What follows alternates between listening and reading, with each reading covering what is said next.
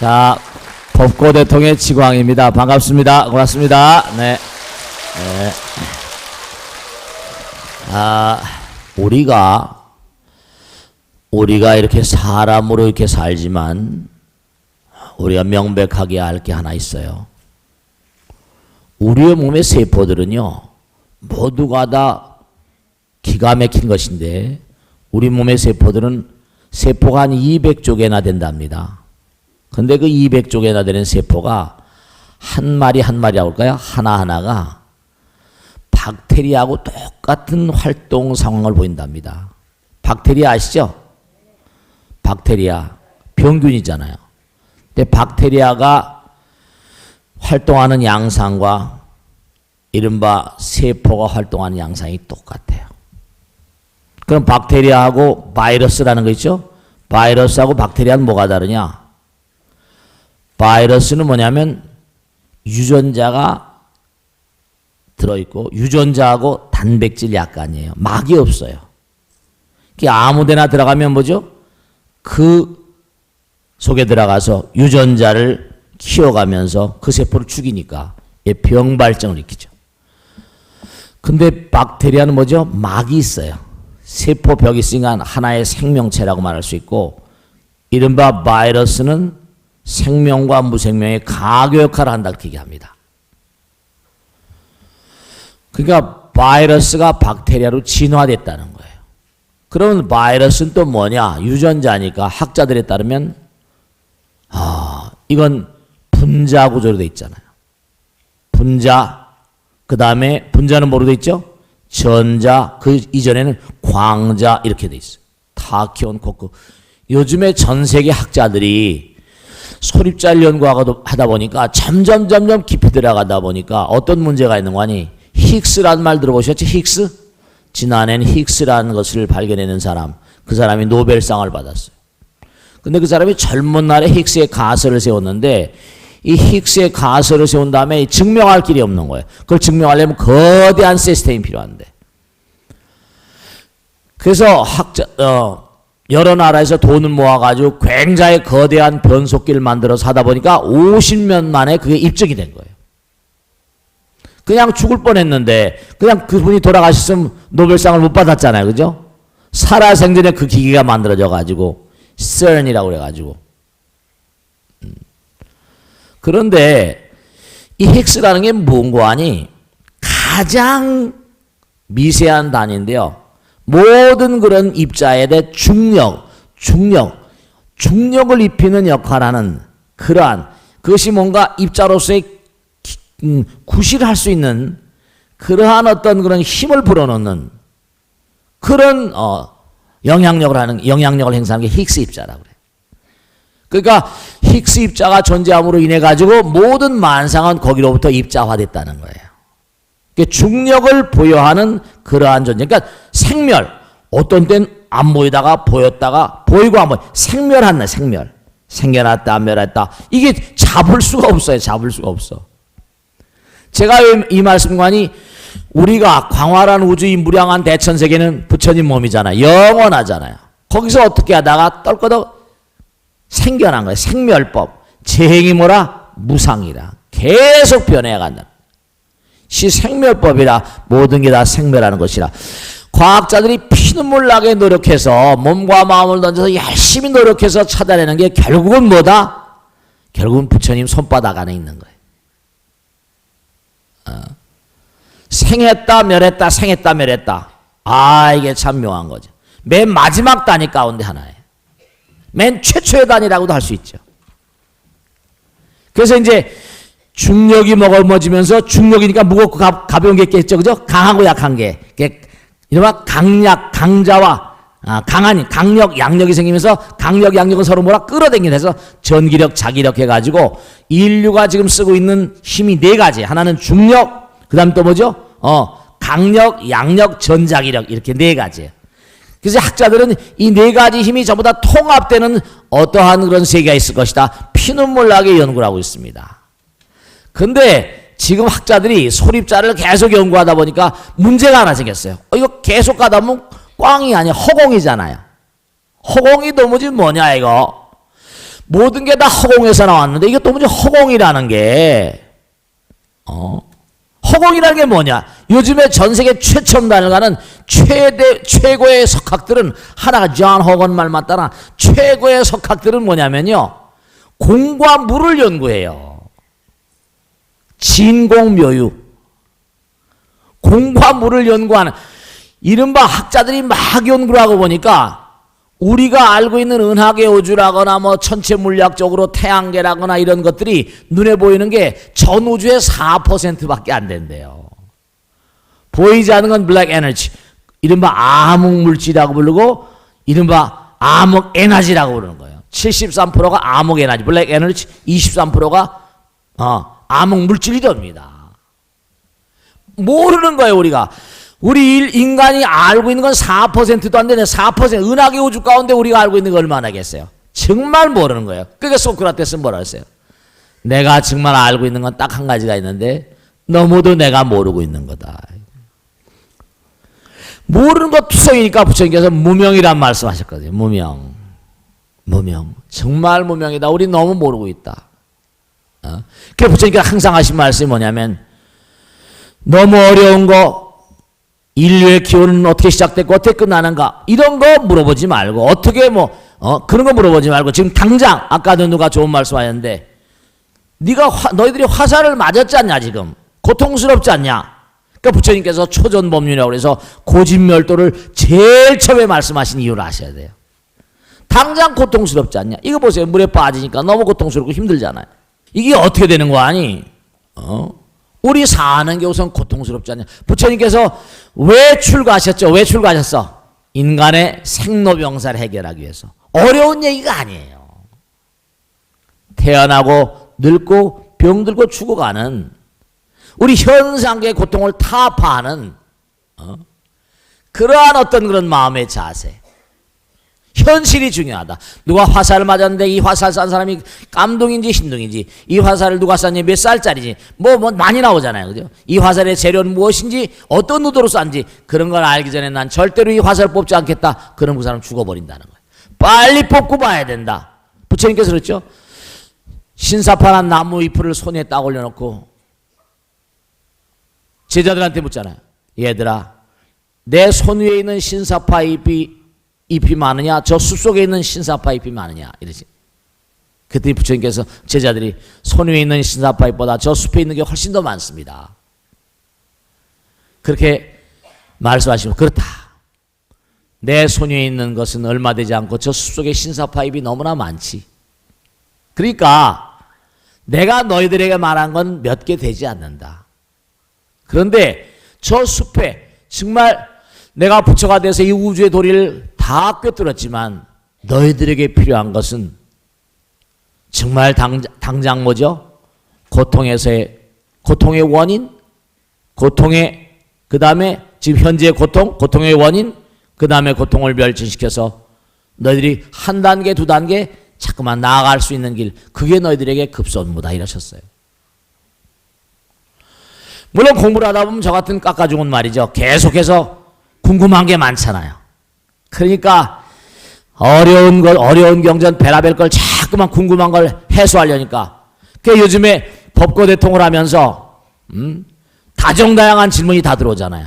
그러니까 어쨌든 간에 오랜 세월일까 뭘까 나이가 이제 이만큼 될 때까지 계속 공부하다 보니까 여러분들이 하신 질문들은 뭐 대충 내가 고민했던 질문들이니까 고뇌하고 그 이제 말씀을 드릴 수가 있죠.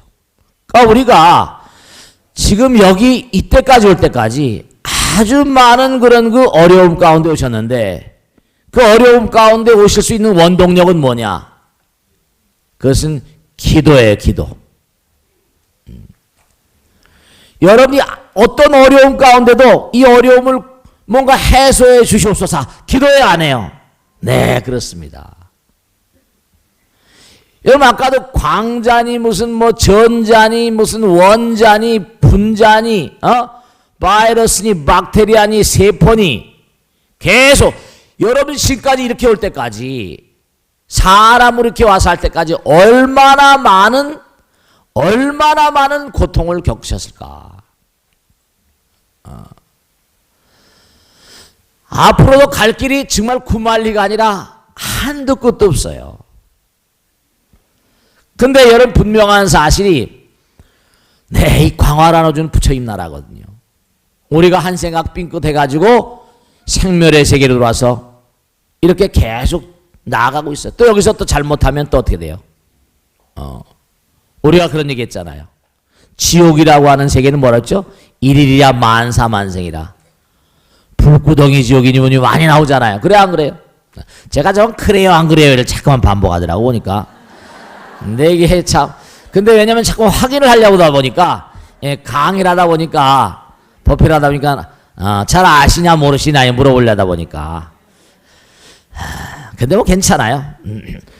그러니까 구경무와 구경성불 불교는 구경이니까 말이죠. 어떻게 나가야 된다. 아이디어는 어떤 것이고 그러니까 우리가 정말로 이 우주가 무한이기 때문에 영원이기 때문에 무한이고 영원이에요. 그래서 부처님의 이데아는 우리가 저 생멸의 시작서부터 계속 지금 가고 있는 거예요. 계속 가고 있는 끊임없이 가고 있는데 가는 과정은 절대로 수월하지가 않죠. 부처님은 지금도 어떤 마음으로 계실까? 부처님은 기도하는 마음으로 계세요. 부처님은 삼배경에 계시다고요. 우리가 연불삼배 그러잖아요. 그래 안 그래요? 네 그래요. 우리가 지금까지 고통이 나에게 닥쳐오면 고통을 극복하려고 끊임없이 기도하는 바이러스 때는 안 그렇겠어요. 박테리아 때는 안 그렇겠어요. 세포 때는 안 그렇겠어요. 지금도 우리가 세포에 이렇게 덩어리가 돼서 단세포, 원핵생물, 진핵생물 쫙 이렇게 나가잖아요. 그래서 오늘은 말씀이죠. 기도에 대해서 좀 중요한 말씀을 몇 가지 드리겠는데 그러니까 정말 여러분이 나의 기도가 좀 성취되고 싶다.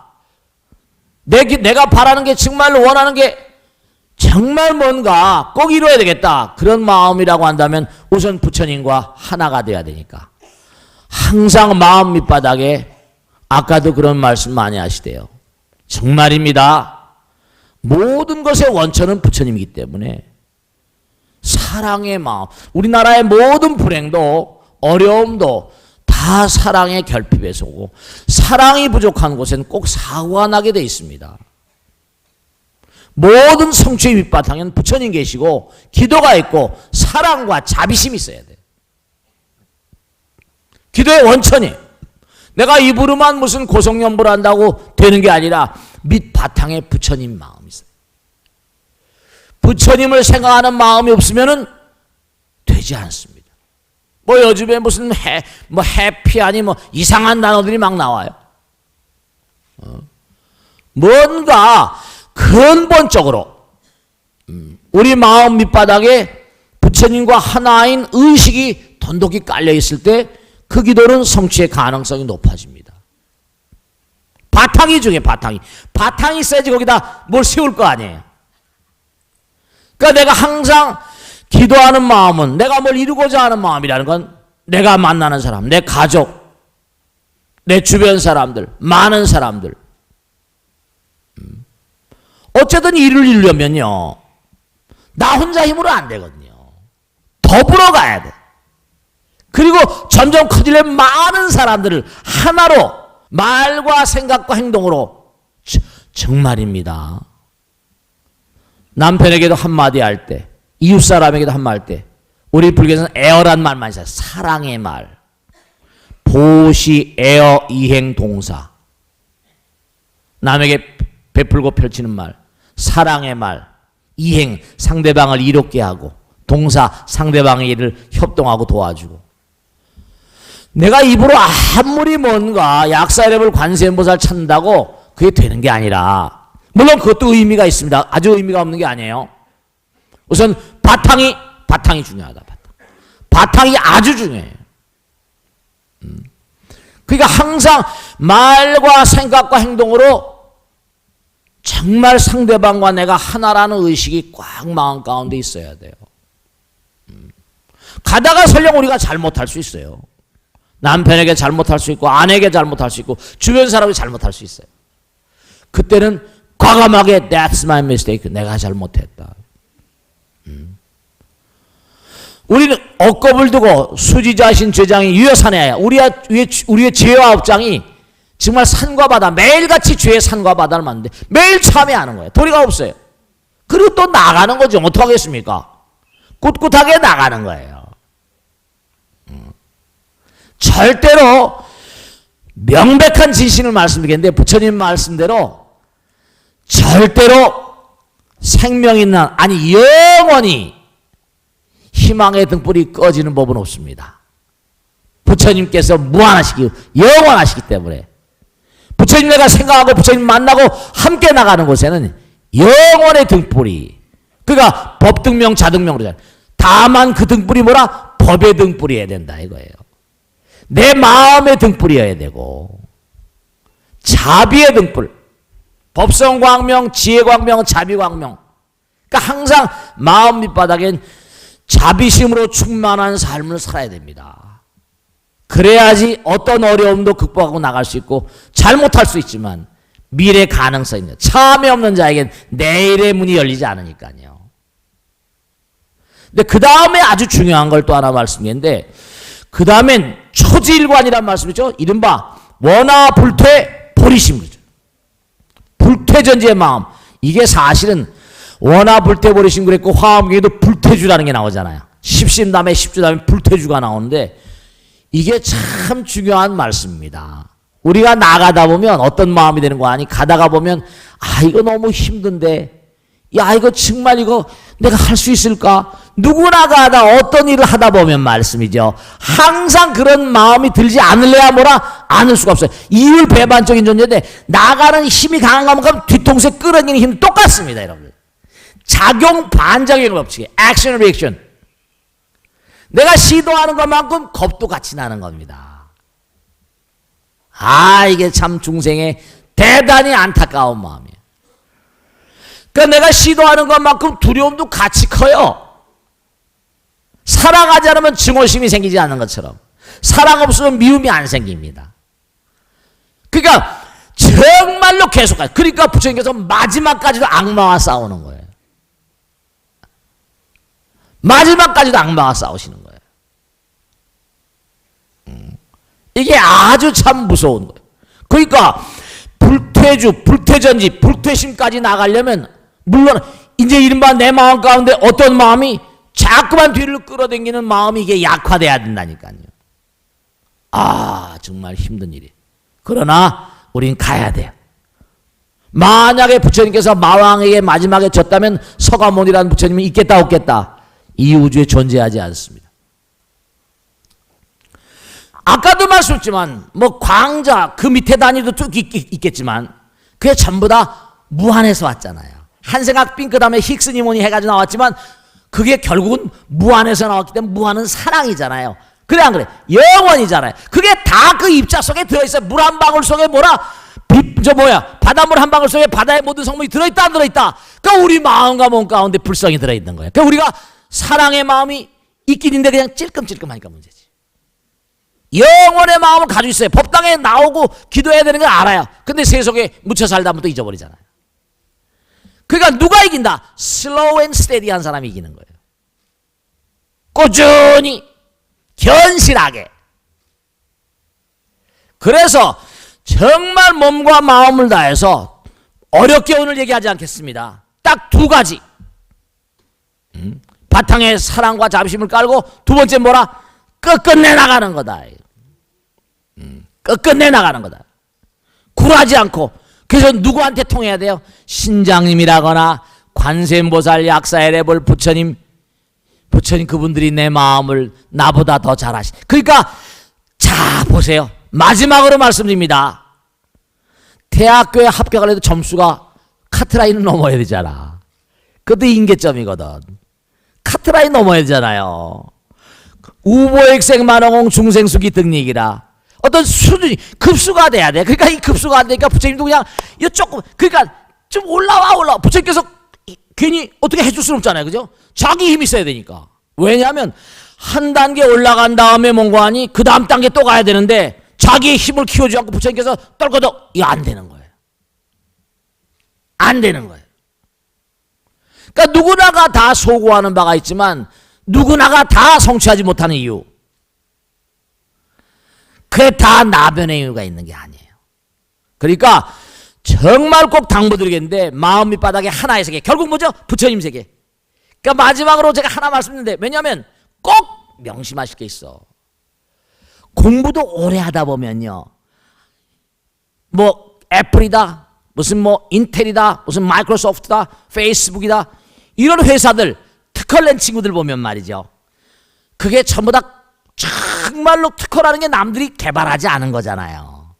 그럼 최절정에서 앞으로 나가는 거야. 최절정에서 앞으로 나가는 거니까, 이건 그때까지 쌓아온 공력이 없으면 되겠어요, 안 되겠어요? 내공이 있거나 뭔가 쌓아올리지 않으면 한 단계 올라갈 수가 없으니까 특허가 안 나오는 거예요. 근데 이건 내가 안 하면 뭐라, 누가 먼저 하니까 생각의 속도, speed of thought, 생각의 속도가 또, 그러니까 대학교 다니다 아이디어 탁나면 대학 때려치우는 겁니다. 아, 이거 되겠다. 중퇴자가 수도시 많은 거예요. 내가 안 하면 누가 할 텐데, 우리 한국 사람 엄마 아버지는 하버드 들어갔다, 야, 하버드 때려치운다 그러면 누가 하겠어요? 그 엄마 아버지가 그래? 그럼 네가 알아서 해라. 미국의 엄마 아버지는 이런 사람이 많은 거예요. 그 마이크로소프트 빌 게이츠가 때려치웠고, 하버드, 페이스북에 저커버그가 때려치웠고, 그래 나가지고 어마어마하게 페이스북을 만들어서 정말 어마어마하게 커버려고 구글을 만들고 이렇게 되는 거예요.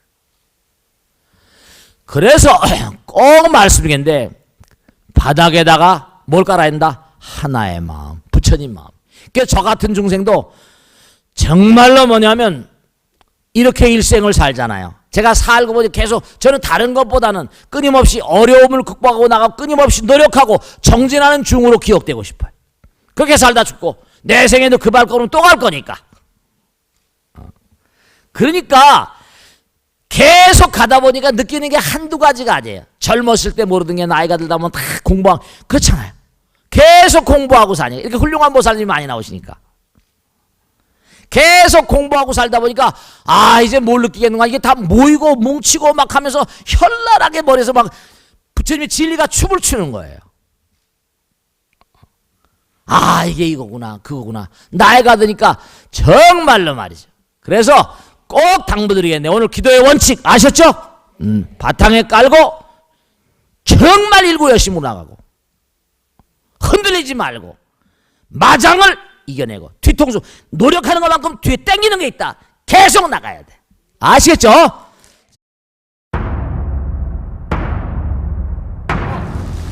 자, 질문을 받겠습니다. 자, 네, 씩씩하게 한번 보세요. 네, 스님 안녕하세요. 네. 108이라는 숫자가 108번뇌와 깊이 결속되어 있는데 네. 흩어진 마음과 네. 뜻하는 증생의 근본 번뇌를 말하는 것을 알고 있습니다. 네네네. 그리고 육근과 육질 그리고 과거 현재 미래를 모두 해서 번뇌를 뜻한다고 하는데 깊은 뜻을 잘 이해 못하고 있습니다. 네. 스님 108번뇌에 대해서 깊이 자세한 네. 내용을 뜻합니다. 네, 박수 맞으세요. 질문하신 건 뭐냐면 108번뇌 그러잖아요. 108번뇌가 뭐 이렇게 여러 가지 의미로 108이라는 숫자가 나온 것으로 알고 있는데 그 참된 뜻이 무엇입니까? 이렇게 그렇게 물어보셨네요. 우선 아까도 말씀드렸잖아요. 우리가 하나의 길로 나가려면 뭐 어떻게 돼요? 여러 가지 방해 요인이 많잖아요. 잡념이 많이 들어온다 그랬죠? 잡념은 어디서 생기는가? 아까 두뇌공학 얘기 말씀드렸죠? 두뇌공학. 잡념이 자꾸만 많이 생긴 이유, 그건 왜냐하면 안이비설시, 눈, 귀, 코, 잇, 몸이 색성양미촉법을 인연하니까 어떻게 됐어요? 그러니까 자꾸만 거기 그 사이에서 쓸데없는 정보가 들어오는 거예요. 안식식이라는 게 정보거든요. 찍히는 거니까. 눈으로도 찍고 귀로도 찍고 코로도 찍고 혀로도 찍고 다 찍, 온몸으로 다 찍으니까 안이비설신의 6이잖아요. 그죠? 물론 이 감각의 대상이 온통 다 하지만 8만 4천 가지 번뇌라고 하지만 아주 우리가 꼭 생각해야 되는 게 이 눈, 귀, 코, 몸을 잘 간수해야 돼. 이게 왜냐하면 마음 가운데 오늘도 얼핏 신문에 보니까 이렇게 나왔대요. 세계적으로 각광받고 있는 그런 그 아주 그 기업체마다, 미국엔 기업체가 많으니까 그런 걸 개발을 많이 한다고요. 아이디어를 개발 많이 하고. 근데 그 학자는 뭔고 하니 옛날 얘기입니다. Honesty is the best policy. 정직은 최상의 뭐라? 정책이다. 올바름이란 것만큼 성공을 담보로 하는 또 다른 방책은 없다. 그렇죠. 그런 책을 써가지고 히트를 치는 거예요. 바르게 굴어라. 올바르게 생각하라. 올바르게 행동하라. 올바르게 행동하지 않으면 어떻게 된다? 골로 간다. 사업을 성공시킬 수가 없을 뿐만 아니라 제대로 되는 법이 없다. 맞는 말인데도 가장 진리잖아요. 그죠? 온고의 짓이냐. 가장 오래된 얘기인데도 뭐죠? 가장 지금 뭐 지금에서 나와서 또 그런 얘기 한다니까요. 그런 것처럼 우리가 안이비설시로 색성향림표 볼 때 바르게 보고, 그러니까 팔종 정견 정사 정도잖아요.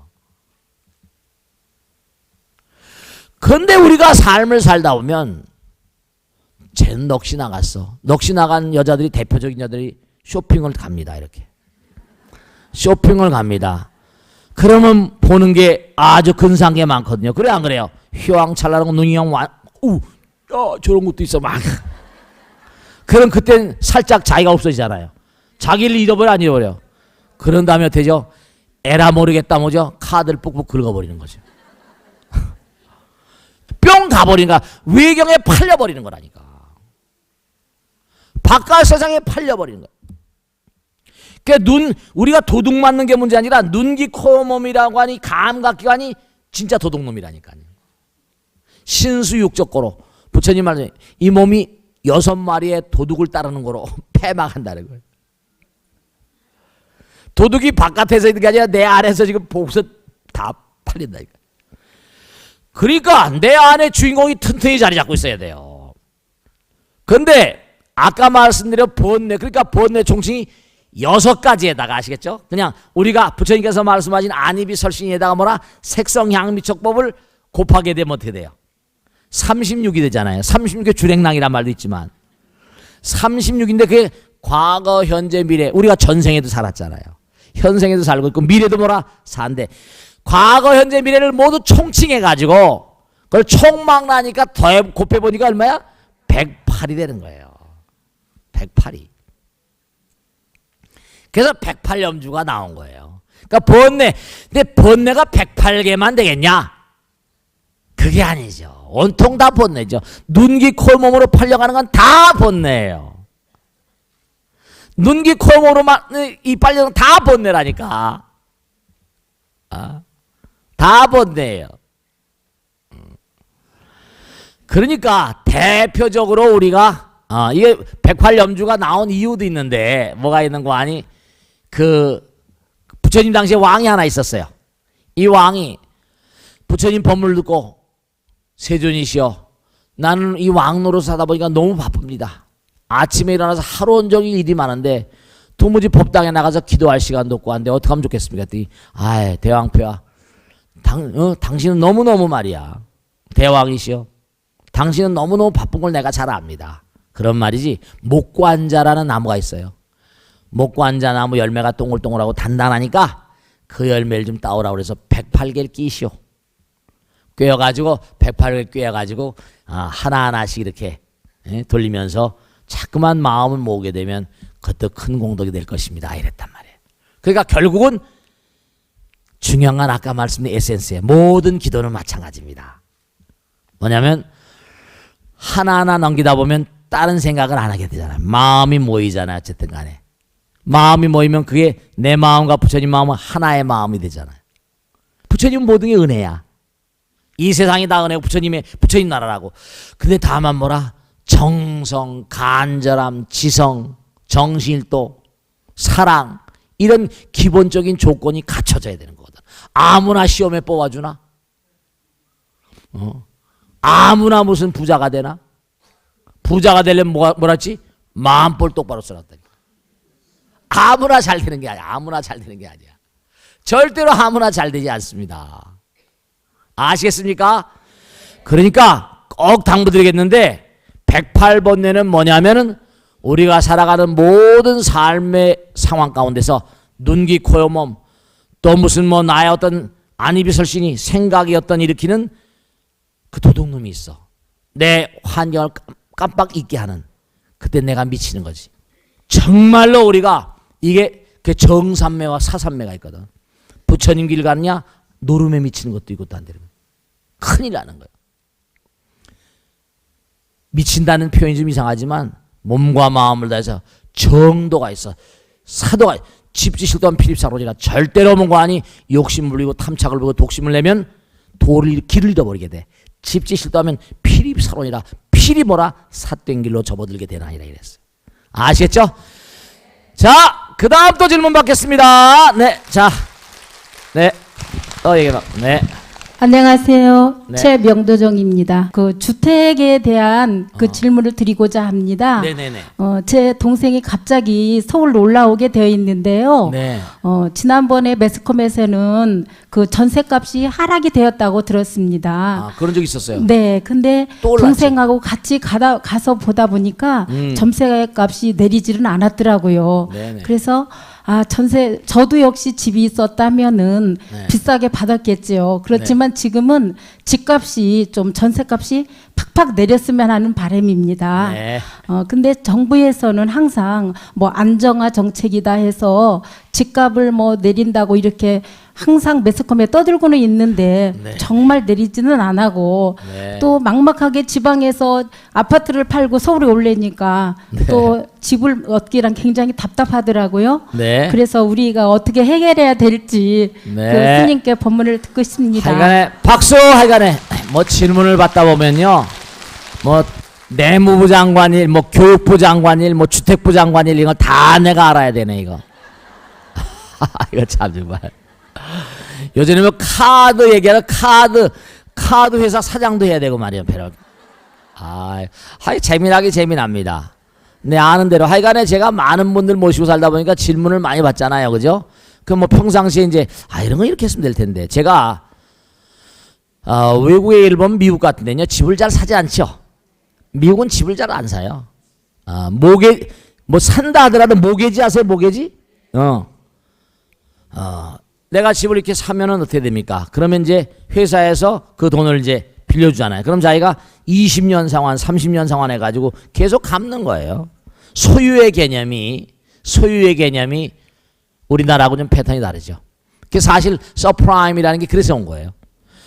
미국은 내가 만일에 참 기가 막힌 거죠. 집을 사게 되면 그 집 100만 달러다 그러면 쓰다 보면 감가상각이 날 거 아니에요. 그죠? 그런데도 참 묘하더라고요. 그 사람이 직장 있고 뭐가 있고 여러 가지 이제 그 모기지를 풀 수 있는 상황이 되면 여러 가지를 고려해서 하겠지만은 100만 달러짜리는 100만 달러를 다 줍니다. 집 사는 값을 다 주고 그 회사 이제 뭐 담보로 그 집을 가져가겠죠. 근데 세월이 흐르면 어떻게 돼요? 우리나라는 지금 감정을 해가지고 감정가는 보통 반값에 약간 넘는데 그거에 뭐라 또 반밖에 안 준다니까요. 그러니까 우리나라가 비교적 경제 위기가 오고 여러 가지 외환 위기가 오고 하는데 환율 뭐 문제가 오고 한데도 비교적 그걸 잘 넘어가고 있는 게 완전히 그 부동산에 대한 뭐죠? 감정가 그 이하로 대출하는 그런 것들이 역할을 크게 합니다. 미국은 완전히 그걸 다 하다 보니까 은행이 거덜난 게 1000개가 넘었대요. 1800개나 지방은행까지. 옛날에 우리 IMF, 미국판 IMF예요. 첫째로 뭐냐면 우리나라가 저 먼 과거로부터 너 집 한 칸 없는 서러움 있잖아요. 그래 안 그래요? 뭐 산다 그러면 전부 다 집 한 칸이라도 있어야잖아요. 이 우리나라가 아직 그 좀 천민자본주의라고 할까? 아직 이 자본주의라는 게 성숙하지 않았어요. 1960년대 들었으면서 개발 계획을 하고 막 해나오면서 이게 이제 흥계해가지고 지금 5, 60년밖에 안 됐잖아요. 그러다 보니까 어떤 문제가 있는 거 아니? 사실은 지금도 매년마다 주택정책이라는 걸 보면 옛날에 경제 기사 같은 걸 쓰다 보면 그런 많이 이제 옛날 예를 들면 매년마다 나라에서 뭐 건설부 요즘에 뭐 국토부라 그러나요? 거기서 예측을 합니다. 얼마 정도 주택이 필요하다. 얼마 필요하다. 그러면 사실은 중요한 게 또 있거든요. 이게 여러 가지 문제가 복합적으로 모든 문제가 복합적으로 있거든요. 우리나라 또 건설회사가 많아요. 이 건설회사가 뭔고 하니 아파트를 지어 팔아야지 또 뭔고 하니 아파트를 지어서 적정한 수익을 남기고 팔아야지 그 회사도 운영하잖아요. 그리고 집을 짓는데 부수되는 하도급 업체랑하나 하청업체들이 굉장히 많아요. 하다 보다 노가다 쉽지 않죠. 저도 집을 여러 채 지어봐 살잖아요. 피부로 와서 느끼는 가장 실물 경제라고 하는데 실물 경제에서 가장 피부로 느끼게 하는 게 돈이 풀려야 되거든요. 이게 집을 짓고 막 해야지 맨 밑바탕까지 해야지 막걸리라도 한잔하고 쇠주라도 한잔하면서 기분 좋게 풀려나간단 말이에요. 이게 안 되는 거예요. 집을 그러니까 지금 우리나라도 지금 팍팍한 이유가 뭐하니 지금 지난번에 신문에 보니까 180조? 확실한지 모르겠습니다만 기업들 대기업들 돈 어마어마하게 쌓아놓고 있는 거예요. 투자를 안 해. 투자를 안 하는 겁니다. 왜냐? 미래가 불확실하니까. 이거 해봤다 또 날리는 게 아니냐. 그 부동산 경기를 풀어야 된다. 항상 그러게 부동산 경기를 풀어야 된다 계속 그러잖아요. 그죠? 투자가 돼야지 뭐죠? 그게 투자가 돼야지 거기 인부들도 먹고 살고 다 먹고 살면서 그잖아요. 그죠? 그래야지 투자가 돼야지 임금도 높아지고 먹고 살게 되고 돌고 하는데 그럼 투자를 하게 되면 이게 팔리냐 이거죠. 팔리지도 둘이 환수될 거 아니에요. 그죠? 근데 사람들도 집값이 계속 떨어질 거다. 누가 사겠어요? 집값이 지금 많이 뭐 떨어졌는지 안 떨어졌는지 모르겠지만 그러니까 전세 이것도 제가 지난번에도 말씀했는데 여러분 이걸 아셔야 된다. 참 이게 오늘도 그렇게 나왔던데 정말 국민을 옛날에 of the people, by the people, for the people 링컨이 그랬잖아요. 국민을 위한 국민에 의한. 그런데 지금 뭐냐면 관료라거나 오늘 해피하란 말도 나오고 많이 나오잖아요. 관료들의 세계와 그 다음에 그걸 결탁돼 있는 이른바 말하면 관료들하고 인허가를 내야 되니까 그래 안 그래요? 인허가를 내야 되니까 전부 다 그냥 그 기업가들 돈 있는 사람들은 다 연결돼 있어야 하는 거죠. 이걸 이른바 말하면 기득권 계층이라고 하거든요. 공무원 한 번 들어가면 철밥통이잖아요. 정년퇴직까지. 그러니까 구급 공무원 동석이도 뭔고 하니 그냥 들어가려고 수십 대 이제 서울시 공무원 동석이 들어가려고 60대 1인데 다 대학 졸업생들이. 이게 보통 문제가 아니거든요. 한 번 들어가면 다른 건 조금만 가다 보면 전부 다 뭐예요? 나와야 되니까. 40, 50대 무슨 40, 50대까지 안 되요. 명퇴를 다 받잖아요. 지난번에 KT가 보니까 KT가 명퇴를 8,500명 받는다고 나왔대. 숫자가 맞죠? 올든반데 8,500명을 잘라내는 거예요. 야, 이거 정말 한몫 받고 나와서 좋을지 모르겠지만 나오면 또 뭘 하겠습니까 그 사람들이. 그러니까 문제는 뭐냐면 이제 앞으로는 집을 산다는 개념보다 무슨 말씀인지 알겠죠? 뭔가 좀 이제 미국의 대공황도 마찬가지예요. 유럽의 향신료 시장도 마찬가지야. 천정부지로 올라갑니다. 그러다 뭐라 이게 더 이상 돈이 돌지 않아 사지 못하면 팡 떨어져 버리면 대공황이 오는 거거든요. 그러니까 우리가 주거를 갖다 집을 산다. 전세값도 그러니까 뭐냐면 많은 사람들이 이제 노후에 뭔고 하니 집 한 채 사가지고 세 받아먹고 살지. 이런 스타일의 집들이 어마어마하게 많다는 겁니다. 떨어뜨리기도 힘든 거예요. 그러니까 이 정책은 뭐냐면 관료하고 정말로 그러니까 계속해서 국민들이 깨어있는 국민들이 있어가지고 자꾸만 뭔가 지금도 저 바다에 빠져 돌아가신 저런 분들 저거 그냥 넘겨서는 안 되거든요. 위대한 교훈을 얻어야 돼요. 혁신을 해야 되는데 또 조금 지나가면 그냥 물에 빠지면 조금만 지면 잠잠하잖아요. 또 그래서는 절대로 안 되거든요. 이런 국토부의 모든 정책 같은 것들도 주택 정책 같은 것도 정말로 아주 미묘합니다. 기업을 망하게 되면 또 어떻게 사냐 일반 사람들이. 기업에 있는 사람이 국민인데 다 연결돼 있잖아요. 그러니까 타협을 하고 양보를 하고 해가지고 거기 건설회사라거나 또 공무원이라거나 기업이라거나 무슨 국민이라거나 전부 다 컨센서스가 잘 돼서 왜냐하면 회사가 망하면 또 여러분 남편 아들 딸도 전부 다 또 나와야 돼요. 그러니까 이게 참 여러 가지가 복합적으로 얽혀 있는데 앞으로는 소유의 개념보다 요즘에 그런 거 많이 하죠. 집을 가지고 있으면 그 집을 가지고 뭔가 하니 내가 죽을 때 조금씩 돈을 받았으면서 그걸 뭐라고 그러지? 영모계지라고 그러는가? 그 영모계지라고 그러죠. 지금 모계지란 말도 요즘에 최근 들어온 거예요. 미국에 들어오잖아. 점점 조금씩 뭐죠? 외국의 제도, 발달된 제도를 받아들이고 있다니까요. 그러면 그걸 이제 나라에다 딱 주고 나라에서 일정한 돈 뭐라 받아 쓰다가 죽으면 어떻게 돼요? 그걸 갖다 나라가 가져가는 거죠. 그런 제도도 하려고 그러고 여러 가지 있는데 아직 뭐 미흡한 게 많거든요. 우리나라가 정책 위반이라거나 이 흐름 같은 거 미국 같은 데 부패하고 그러면요 국물도 없거든요. 우리나라는 사실 다른 것보다 아까 아네스트 얘기했지만 정책 위반자들이 지금 빈 마음으로 정말로 국민을 위한 마음으로 정부 관료들도 마찬가지고 여당 야당도 마찬가지고 이게 복합적인 모든 게 있으니까 서로 타협과 화해의 어떤 그런 어떤 상황을 통해 가지고 전셋값이 지금 떨어지진 않잖아요. 그 사람도 조금 받고 싶겠어요?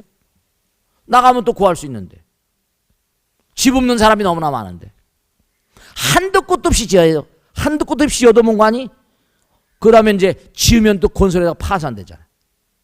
망하니까. 그럼 또 값이 뭐라? 여러분 집을 온전히 돈 들여 지었어요. 회사가 망했어요. 그 다음에 덤핑으로 경매막 나오잖아요. 그럼 그런 거 산 사람이 더 편할 테니까 악순환이 되는 거예요.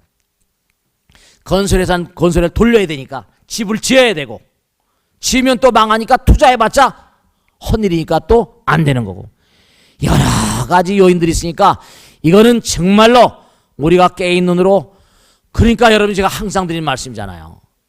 진짜 마지막으로 말씀드리겠는데 그래서 위정자들이랑 관료들이랑 감시해야 되고 투표를 할 때 제대로 뽑아야 되고 계속 뽑고 나서 그냥 그만이고 이게 아니야. 미국 같은 소환제도라고 있어서 그 미국은 지방자치가 잘 돼 있잖아요. 대통령도 마음대로 못해. 그런 어떤 그런 민주주의 풀뿌리 민주주의 같은 게 제대로 되고 그러려면 아직도 멀었어요. 너무나 부조리하고 부패한 게 많으니까 아시겠죠? 아마 점차로 뭔가 하니 나아져갈 것이라는 건 분명합니다. 아시겠죠? 옛날보다 지금 뭐라 많이 나아졌잖아요. 그래 안 그래요? 네, 자꾸만 뭔가 많은 그런 우리가 관심을 갖고 저렇게 관심을 갖고 자꾸만 노력하다 보면 그게 자꾸만 뭔가 여론화돼서 나아져갈 것으로 확신합니다. 아시겠죠? 자, 오늘 여기서 모두 마치겠습니다. 대단히 감사합니다. 오늘 성불하세요. 고맙습니다. 네, 감사합니다. 네.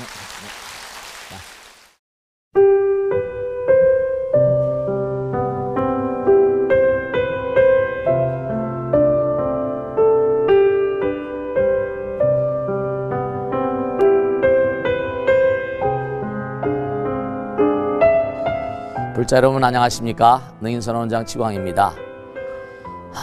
이 불교 방송은 정말로 불교의 보배입니다. 부처님의 거룩한 뜻이 무엇입니까? 부처님의 가르침을 세상에 퍼뜨린 거 아니겠습니까? 불교를 정말로 한 차원 업그레이드 시키고 한국 불자들의 신심을 한 차원 더 장양시키기 위해서는 여러 불자님들의 정말 도움이 필요합니다. 몸과 마음을 다해서 많은 불자님들 ARS 한 통에 이 불교 방송이 살아날 수 있습니다. 여러분의 관심과 그 다음에 편달이 한국 불교의 새로운 날 그리고 새로운 시대 새로운 차원으로의 도약으로 그렇게 우리 방송 불교를 그렇게 인도할 것이라고 확신합니다. 감사합니다. ARS에 많은 관심 부탁드립니다. 감사드립니다.